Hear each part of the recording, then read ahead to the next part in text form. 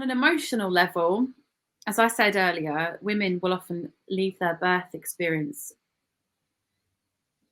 under the misapprehension that their bodies have failed them, when the system has failed them.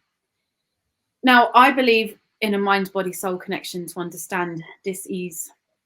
So that trauma manifests often in the body. So let's say, for example, a woman has had an episiotomy. So she's had her perineum snipped, mutilated, if you will. What that does to the center of your body, there's an amazing woman called Charlie Speller, and she teaches you all about the scars, the C-section scars, episiotomy scars, and how it affects the midline of your body. Imagine the scar being a knot, starts to pull down your pelvis. You can end up with prolapses, all sorts of things.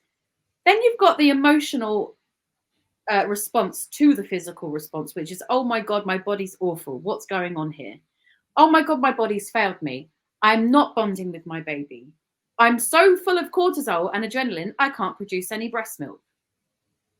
I've got so much pressure from people around me. No one's listening to me. No one's supporting me. People are saying stupid, bloody things like, at least you've got a healthy baby. No.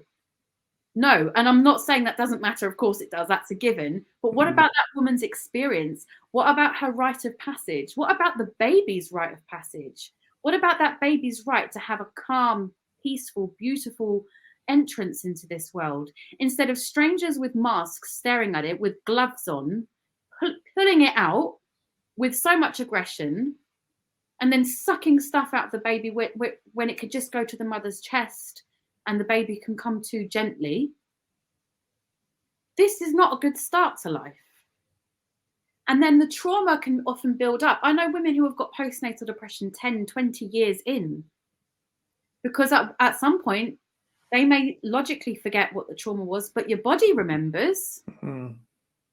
And if those watching are familiar with understanding chakras, where does that sort of trauma manifest in the body? In the root chakra. You don't feel safe, you don't feel grounded, you don't feel rooted. Mm. And then if your body's giving you enough clues and you don't listen, you don't address that trauma, that wound, it will start to present itself in other ways.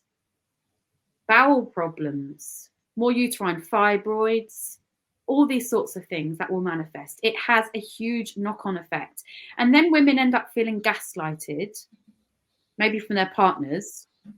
Oh, there's nothing wrong with you. Carry on. At least you got a healthy baby. But I don't think people understand the spiritual implications here. We almost have like a malignancy in the way we treat our women in childbirth. And then we wonder why we're bitches to each other. It has a huge impact on health. But then it starts right before pregnancy. Like, babies are born with all these forever chemicals, these toxins, because of the shit in our food. And like, my understanding of health is this. There's only 3 things that cause dis-ease. And that's toxicity, deprivation, and trauma on a level of mind and body.